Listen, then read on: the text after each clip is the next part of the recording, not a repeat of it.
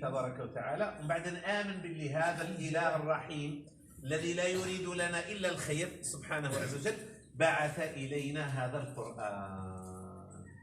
أيوة، هذه النقطة الأولى. النقطة الأولى تعلمنا هذا. إذا جينا المسجد عندنا إيمان بالخالق سبحانه عز وجل، عندنا إيمان بأن القرآن هو كلام الله، عندنا استعداد لتلقي هذه الأنوار، هذه البصائر التي أرسلها الله عز وجل سبحانه وتعالى وأنزلها المولى تبارك وتعالى.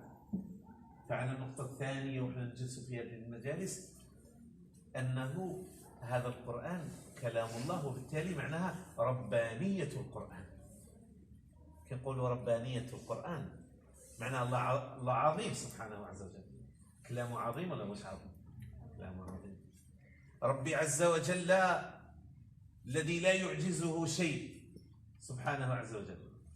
إذن ما يقوله لنا المولى تبارك وتعالى هو الحق الواضح المبين.